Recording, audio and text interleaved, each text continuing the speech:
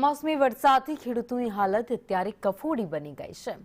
માંડકોલ ગામેથી સંદેશ ન્યૂઝનો ground zero report આપને બતાવીએ।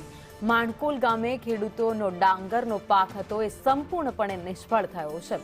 4 મહિનાની મહેનત પર પાણી ફરી વળ્યું છે।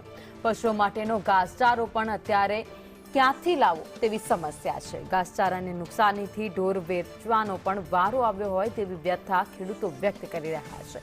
1 વીઘા પાક પાછળ 10,000નો ખર્ચ થયો છે। બાળકોના શિક્ષણ પાછળ ખર્ચ કરવો પણ હવે મુશ્કેલ છે। 100% પાક નુકસાની સરકાર આપે તેવી માંગ કરાઈ છે।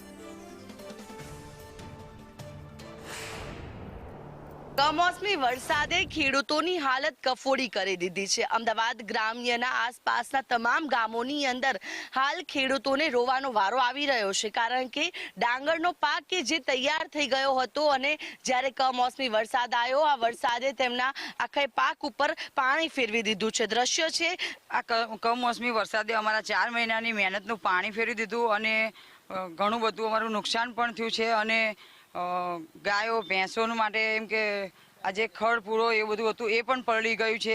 બાળકોના શિક્ષણ માટે અમે હવે શું કરીશું?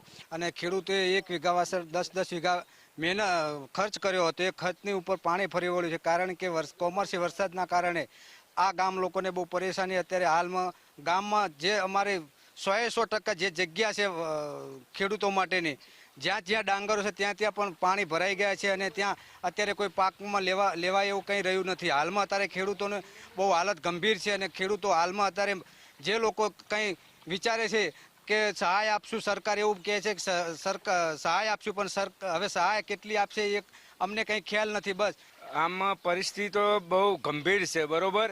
જો અત્યારે કે આ 4 મહિના રહીને છોકરાને લગ્ન કરવાના થાય, બરોબર, મારું 40 વીઘા ભરપાઈ બધું સડી ગયું તો મેં ક્યાં કરું, શું કરું? કે કુદરતી દ્રશ્ય આવું થઈ ગયું તો શું કરવું? કેમ કે ડાંગરનો પાક તો નિષ્ફળ જ ગયો છે। હવે પછી અમારે ગણો કે છોકરાના લગ્ન જ છે। એક બાજુ સરકારે સોનાના ભાવ વધારી દીધા, એક બાજુ ડાંગરનું નુકસાન। અમારે તો છોકરા જીતા પણ છોકરા અમારા વાંઢા જ ફરે ને। આખા વર્ષની પાણીમાં ધોવાઈ ગઈ છે, પણ અમારે તો આ ખર માટે ઢોરને જીવાડવાના હતા। હવે આ ખર જ બધું પલળી જાય તો અમારે ઢોર કઈ રીતે જીવાડવાના? તો અમારે વેચવાનો દારો તો સરકાર સહાય થોડી ઘણી અમને આપે તો અમે એના પર જીવન જીવીએ, નકર સહાય આલવાની ક્યાં પણ હાલશે ક્યારે? એવું કરીને અમે આશાએ ભેંસું વેચવા માંડી જઈશું પછી। અને મારું સરકારશ્રીને એવું નિવેદન છે કે ગામ લોકોની જે અત્યારે હાલમાં 8 અને ફોટો અપલોડ કરવાનો જે ઓર્ડર છે તે બંધ રાખી અને સર્વત્ર 100% સંપૂર્ણ રીતે પાસ કરી અને દરેક ખેડૂતને સહાય આપે તેવી મારી સરકારને નમ્ર વિનંતી છે। કેમેરા પર્સન મનીષ વાણિયા સાથે આયુષી યાજ્ઞિક, સંદેશ ન્યૂઝ।